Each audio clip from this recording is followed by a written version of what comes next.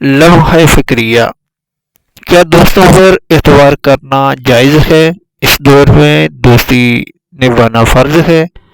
جانیں اس ویڈیو میں۔ سعودی عرب میں ناکردہ جرم کی سزا پانے والے ایک پاکستانی کی سچی کہانی۔ محمد ایاز خان، جو ایک پاکستانی کشمیری ہیں، بسلسلہ روزگار 18 سال سے شارجہ میں مقیم تھے۔ ایک روز وہاں کے کچھ مقامی دوستوں نے ان کے پاس ایک بیگ رکھوا دیا کہ کچھ دیر بعد اٹھا لیں گے۔ دوست کافی عرصہ سے واقف تھے، اس لیے ایاز خان نے اعتبار کر لیا۔ بغیر سوچے سمجھے یہی ان کی غلطی تھی۔ کچھ دیر بعد دوستوں کی بجائے پولیس آ گئی۔ کمرے کی تلاشی لی تو بیگ سے منشیات برآمد ہوئیں۔ شرطے انہیں تھانے لے گئے اور انہیں زندان یعنی حوالات میں ڈال دیا۔ یہ ایک مکمل بند کمرہ تھا، زیرو بلب کی روشنی، مگر 24 گھنٹے باہر کی روشنی سے مرحوم۔ اس زندان میں ایاز خان نے 18 ماہ گزارے۔ اس کے بعد ان کا عدالت میں کیس لگا۔ یہ کرونا کے دن تھے۔ ویڈیو پر پیشی ہوتی ایاز خان کو ہدایت کی گئی کہ صرف جج جو پوچھے ہاں یا نہ میں جواب دینا ہے۔ ایک لفظ بھی فالتو بولے تو توہین عدالت لگ جائے گی۔ ان خاموش یا زیادہ سے زیادہ ہاں نہ پر مبنی سماعتوں کے کچھ دور چلے اور ایک روز ایاز خان کو عمر قید کی سزا سنا کر شارجہ کی ایک جیل میں بھیج دیا گیا۔ یہ جیل جہنم سے کم نہ تھی۔ یہاں ہر قیدی کے لیے 2 بائی 6 فٹ کی ایک ٹائل ہوتی۔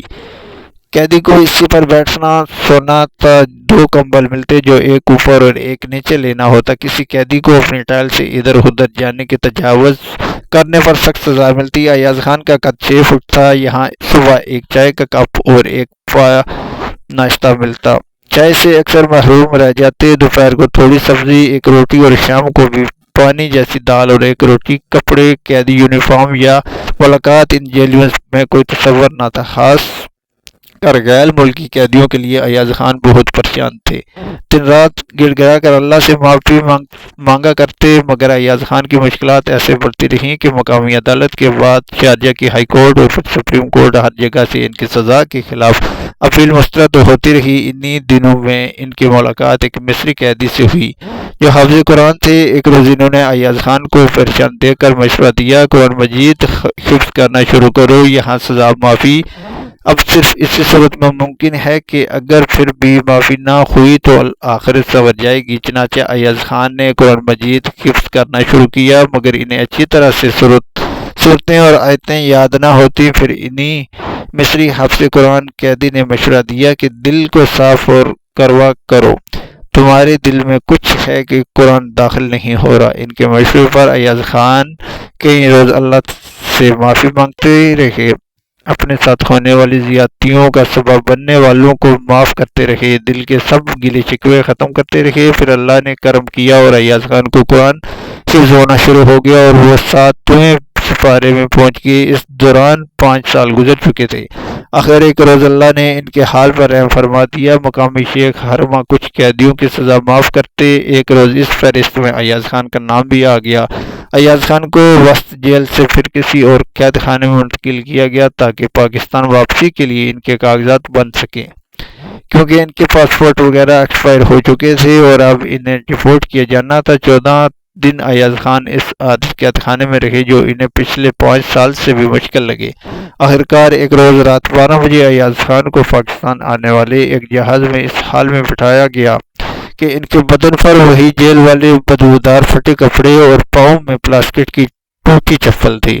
ایاز جہاز کے دیگر مسافر نہایت حقارت سے ان کی طرف دیکھ رہے تھے۔ صبح کے قریب جہاز نے لاہور لینڈ کیا۔ ایاز خان جہاز سے نکل کر لاہور ایئرپورٹ کے ٹھنڈے رن وے پر ہی سجدہ ریز ہو گیا۔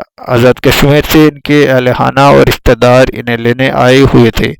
ایاز خان نے بتایا کہ شارجہ کی جیل میں ہزاروں بے گناہ پاکستانی ہیں جو قومیت کے حوالے سے یتیموں کی طرح قید بھگت رہے ہیں، مگر ان کا کوئی ولی وارث نہیں۔ ایاز نے 5 سال میں ایک بار بھی پاکستانی سفارت خانے والوں کو وہاں نہیں دیکھا۔